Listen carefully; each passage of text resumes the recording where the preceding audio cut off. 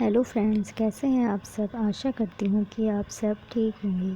तो दोस्तों, स्वागत है आपका मेरे यूट्यूब चैनल इन्फॉर्मेशन टेली 123 पर। तो दोस्तों, आज हम बात करेंगे IBPS राजभाषा अधिकारी प्री एग्ज़ाम के बारे में, जिसे हम IBPS SO भी कहते हैं। तो दोस्तों, ये जो मेरी वीडियो है ये पार्ट फर्स्ट होगा और पार्ट सेकंड मैं मेंस एग्ज़ाम के बारे में बनाऊँगी, जो पार्ट सेकंड होगा। तो दोस्तों, आइए बात कर लेते हैं प्री एग्ज़ाम के बारे में, जो कि जिसे हम प्रारंभिक परीक्षा भी कहते हैं, जिसके द्वारा ही हमें आगे जाने का अवसर मिलता है। अगर हम इस एग्ज़ाम को क्लियर कर लेंगे तो हमें मेंस में बैठने को मिलेगा, ताकि हम अपने करियर को आगे बढ़ा सकें। तो दोस्तों, आइए हम बात करते हैं प्री एग्ज़ाम के बारे में। अच्छा दोस्तों, ये जो होता है राजभाषा अधिकारी स्केल 1 होता है। तो आइए इसके सिलेबस के बारे में जान लेते हैं। तो दोस्तों, ये जो राजभाषा अधिकारी है इसमें रीजनिंग 50 मार्क्स की होती है और क्वेश्चन भी इसके 50 होते हैं। और सेकंड नंबर पे इंग्लिश लैंग्वेज होती है, जो क्वेश्चंस तो 50 होते हैं बट इसके मार्क्स जो होते हैं वो 25 होते हैं। मतलब कि आधा मार्क्स का एक क्वेश्चन होता है और ये एक मार्क्स के होते हैं।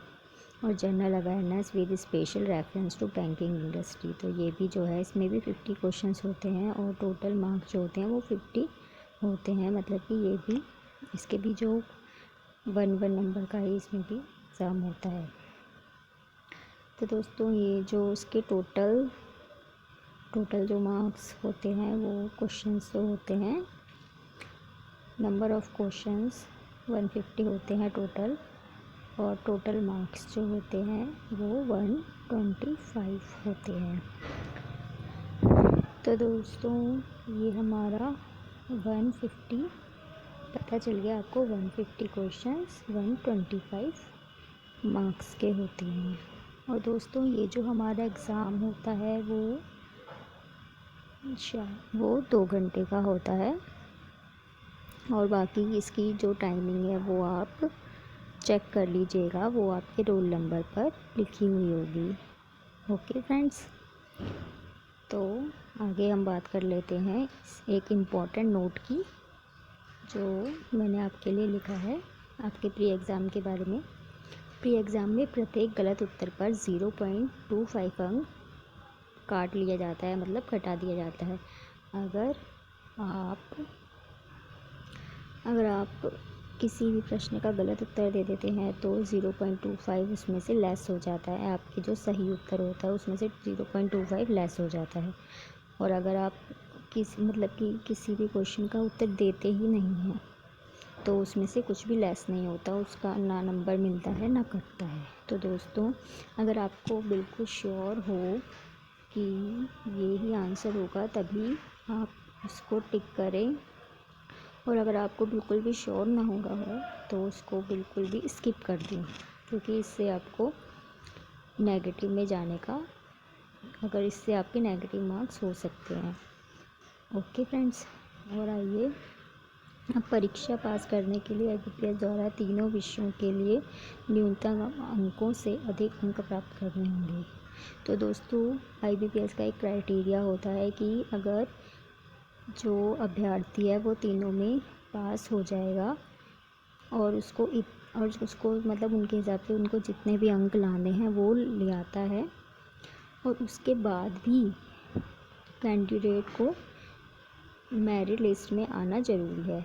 मतलब कि जो इन तीनों विषयों में पास तो हो जाएगा, मतलब क्वालिफाई कर लेगा, ओके, और उत्तीर्ण होंगे और मेरिट लिस्ट बनेगी। और लेकिन फिर भी उसके बाद भी क्वालिफाई होने के बाद भी इसकी एक मेरिट बनती है। ओके फ्रेंड्स, उसमें मेरिट बनेगी और चुने गए अभ्यर्थियों को ही मेंस में बैठने दिया जाएगा। मतलब कि जो क्वालिफाई कर लेंगे, और अगर उनके जो IBPS द्वारा क्राइटेरिया है उसमें भी उनके जो ज़्यादा मार्क्स आएंगे उस मेरिट के हिसाब से, उस मेरिट के द्वारा आप मेंस परीक्षा में बैठ पाएंगे। अदरवाइज़ इसमें मेंस परीक्षा में आपको बैठने नहीं दिया जाएगा अगर आप IBPS के क्राइटेरिया को फुलफ़िल नहीं करते हैं। तो दोस्तों यही सब मुझे प्री एग्ज़ाम के बारे में बताना था। और दोस्तों जो राजभाषा अधिकारी के एग्ज़ाम के बारे में यूट्यूब पर वीडियो मिलती ही नहीं है, मैंने कई बार ढूंढने की कोशिश की है, मतलब कुछ भी ढंग से नहीं मिला है मुझे। तो दोस्तों आशा करती हूँ कि ये वीडियो आपके लिए बहुत ही हेल्पफुल होने वाला है। और दोस्तों एक चीज़ और बताना चाहूँगी, जो जनरल अवेयरनेस होता है उसमें स्पेशल जो है वो बैंकिंग इंडस्ट्री के बारे में ही पूछा जाता है और करंट भी पूछा जाता है। ऐसी बात नहीं है, थोड़ा करंट भी आपको पढ़ के जाना है। और सबसे ज़रूरी बात, नोबेल पुरस्कार जो होते हैं उसके बारे में तो ज़रूर पढ़ना है। इससे रिलेटेड आपके 2 क्वेश्चंस तो ज़रूर बनते हैं और करंट से रिलेटेड भी पूछा जाता है। और बैंकिंग अवेयरनेस के क्वेश्चन तो बहुत ही ज़्यादा पूछे जाते हैं। और दोस्तों इसमें आपको कम से कम तो 3 महीने का 3 मंथ्स का जो है बिल्कुल पढ़ के ही जाना है।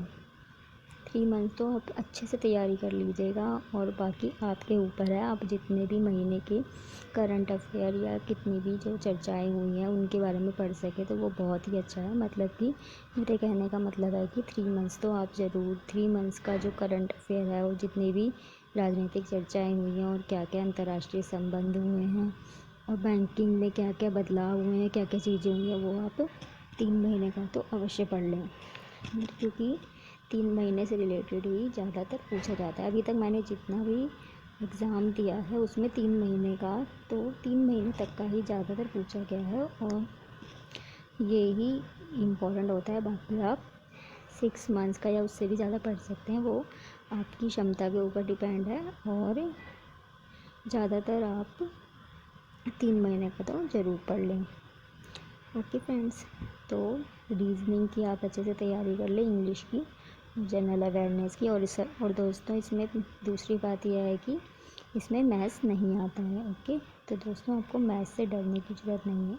इसमें जो हमारा राजभाषा अधिकारी का एग्ज़ाम होता है उसमें मैथ्स नहीं होता है, बस ये 3 चीज़ें ही होती हैं।